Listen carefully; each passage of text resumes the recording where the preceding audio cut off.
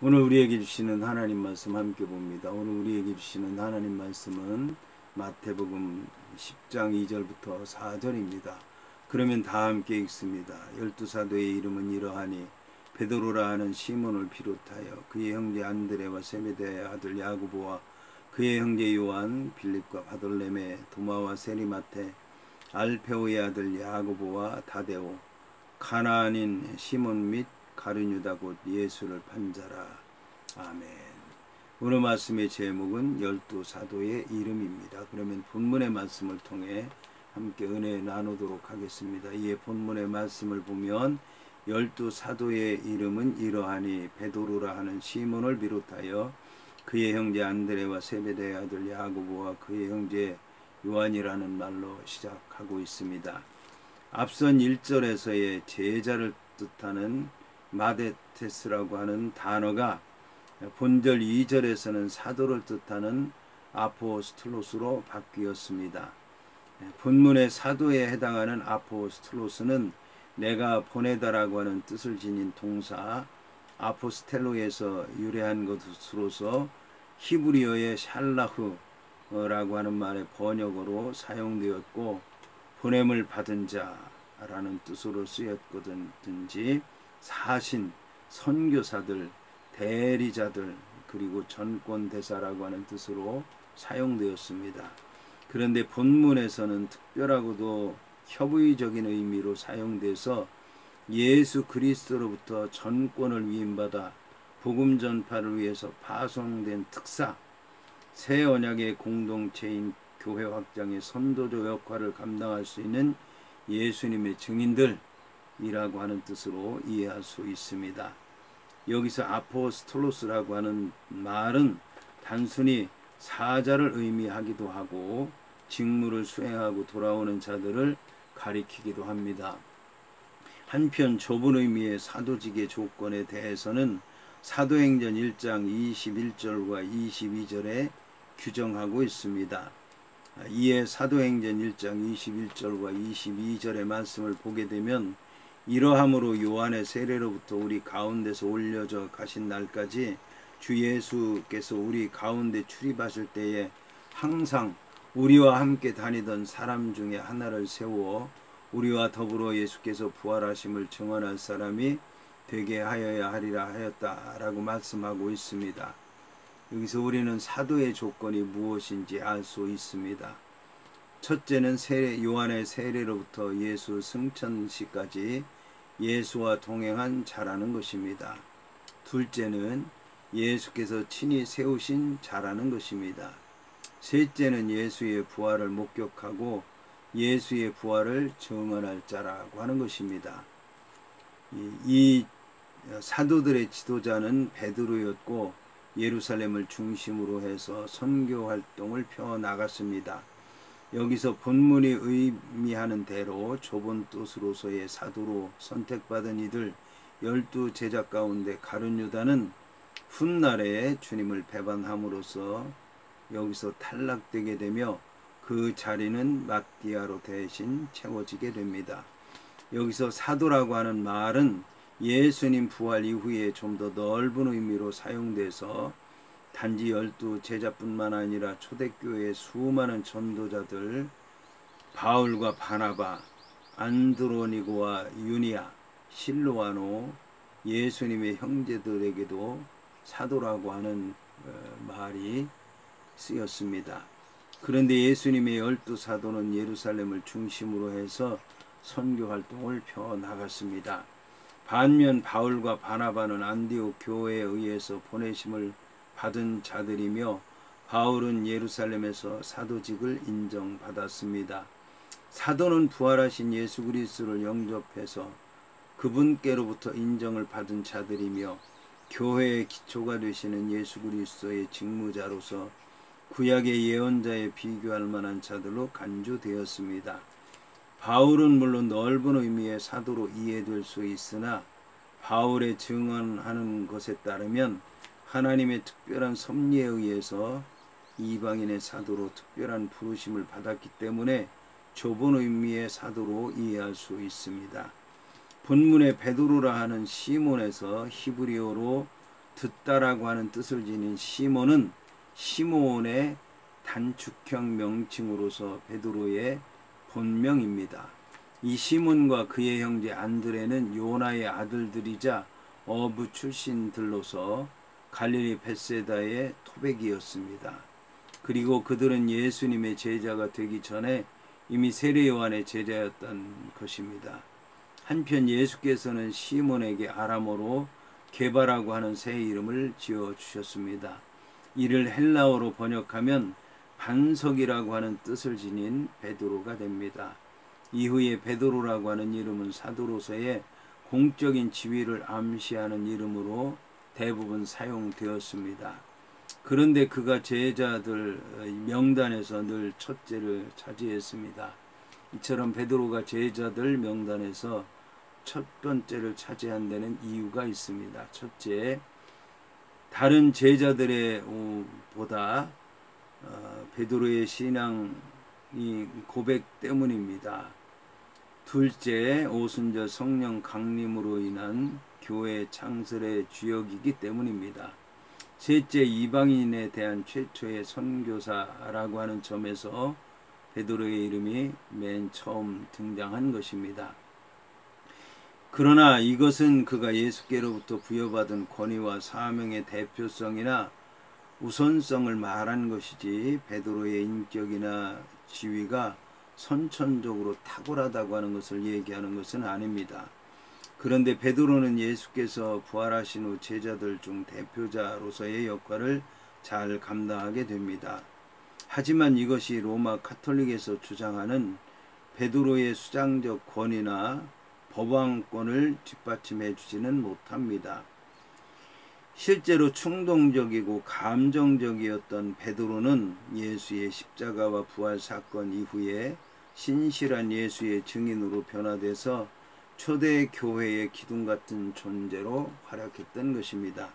한편 성경에서는 예루살렘 공의회 이후에 베드로의 행적에 대해서 침묵하고 있는데 전설에 의하면 바벨론까지 선교 활동을 하다가 말년에 가서 로마에서 십자가에 거꾸로 매달려 순교했다고 전해집니다.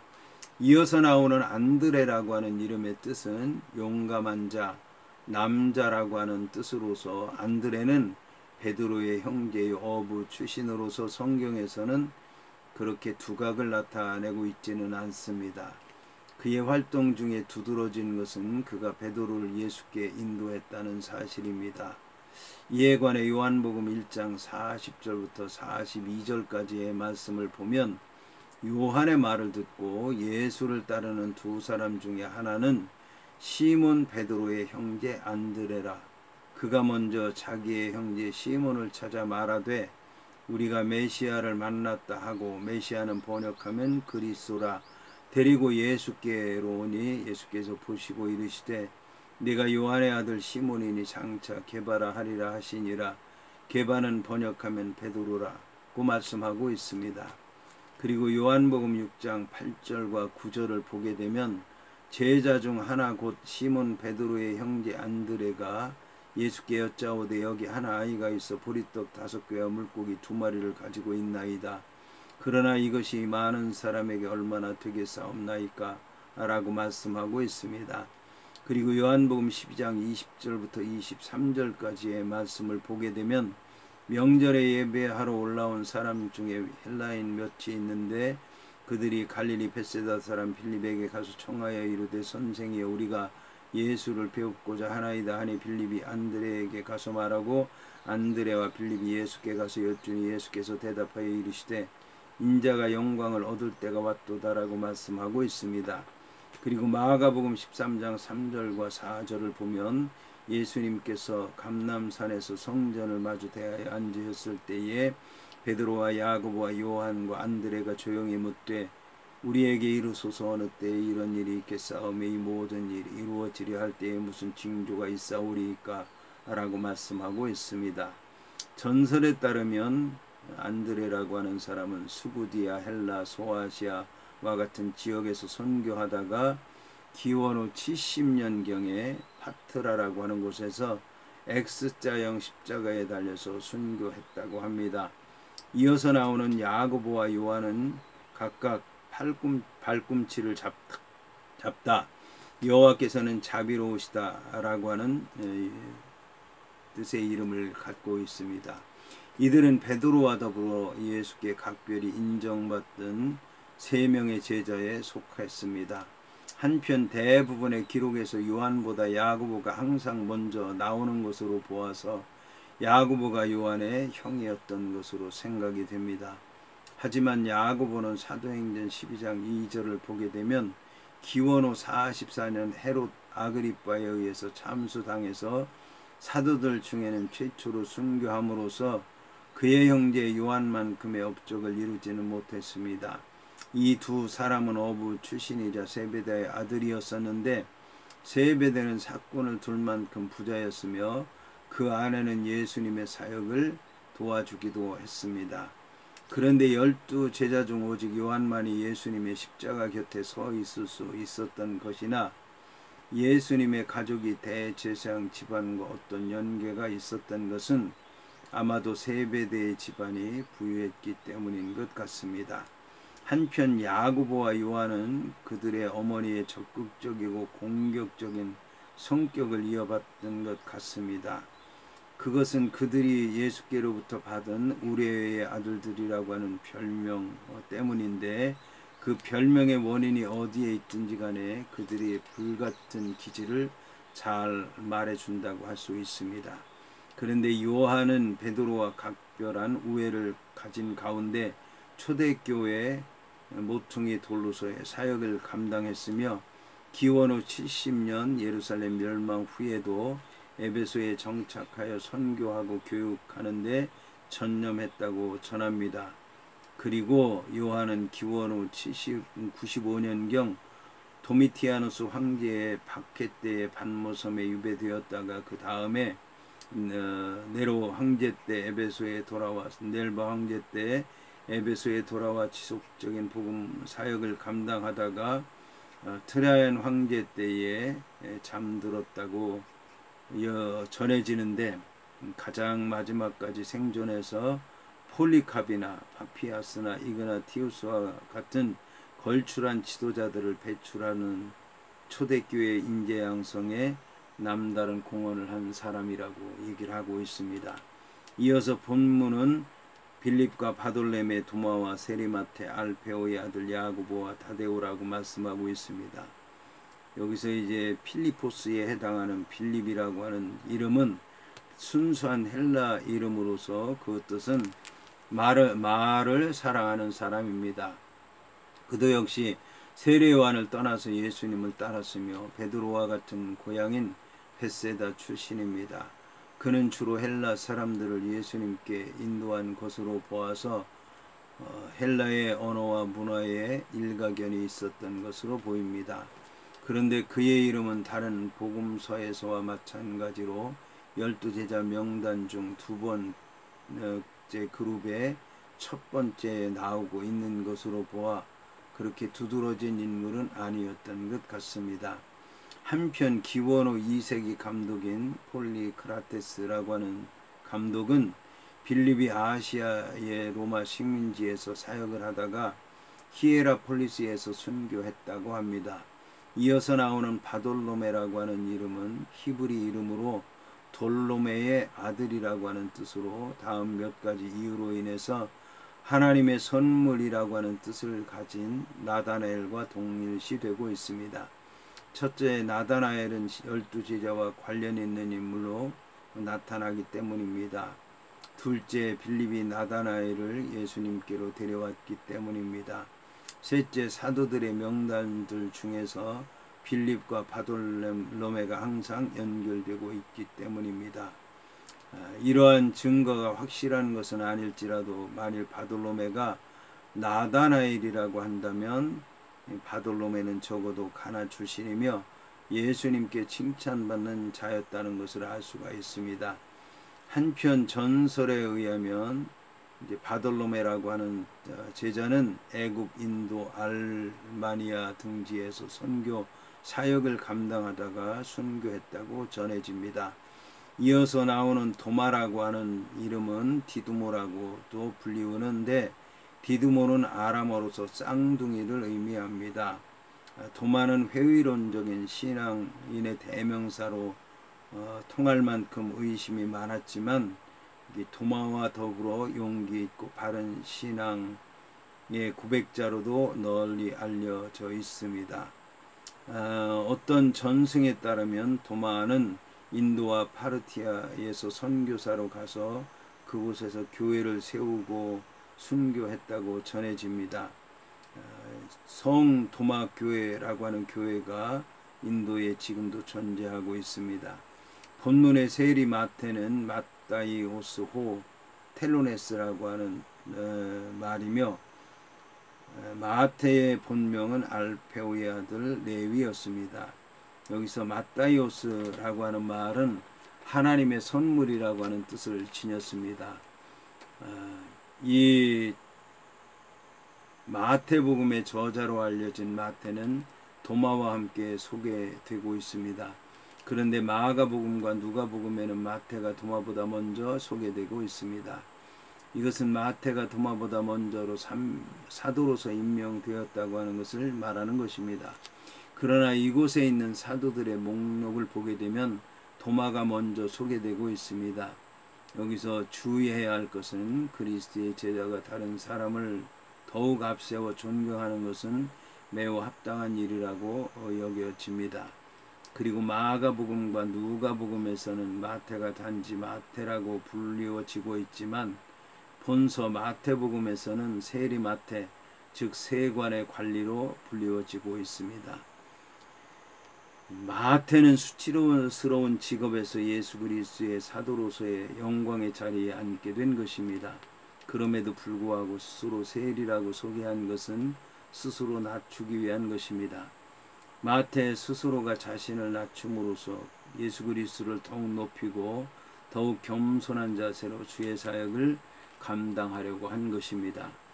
본문에서 알페오의 아들 야고보는 작은 야고보로 불리워지는 자로서 세베대의 아들 야고보하고는 구별이 됩니다. 한편 작은 야고보라고 하는 별명에 대해서 학자들 간에는 몸이 왜소한 야고보, 동생 야고보로 해석을 하기도 합니다. 그러나 야고보에 대한 정보는 거의 희박합니다. 하지만 그가 만일 마태복음 27장 56절, 마가복음 16장 1절, 누가복음 24장 10절에 등장하는 인물과 같은 사람이라고 생각한다면 적어도 이 알페오의 아들 야고보는 그의 어머니는 예수의 어머니와 요한의 어머니인 살로메와 자매지간인 마리아로 볼 수 있을 것입니다. 그리고 그 마리아는 예수의 십자가 처형 때 다른 여인들과 그곳에 가서 슬퍼했던 여인으로 볼 수 있습니다. 이와 더불어 야고보의 아버지 알페오라고 하는 사람은 요한복음 19장 25절에 언급된 글로바와 같은 인물로 생각하기도 하고 그가 곧 예수의 육신 아버지인 요셉과 친척이라고 보기도 합니다. 그러나 이 모든 사실은 정확한 것은 아닙니다. 한편 다데오라고 하는 이름은 사랑스러운 자라고 하는 의미를 가지고 있습니다. 따라서 다데오는 사랑스러운 자, 유다 즉 유다 다데오로 불려졌으며 결국 다데오라고 하는 명칭은 가롯이 아닌 유다라고 하는 말과 같은 의미로 사용되었습니다. 그의 일대기를 기술한 외경 다데오전에는 다데오라고 하는 사람이 시리아 알마니아 등지에서 활발한 선교 활동을 전개한 것으로 소개하고 있습니다.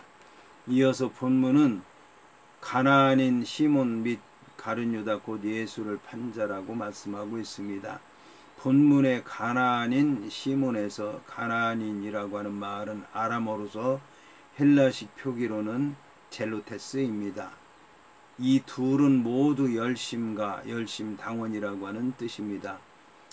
이것으로 보아서 이 시몬이라고 하는 사람은 제자로 부름 받기 전에 유대민족의 전통과 종교를 강력하게 지지했던 사람으로서 국가주의적 정치단체인 셀롯당인 열심당의 일원이었다라고 하는 것을 알 수가 있습니다.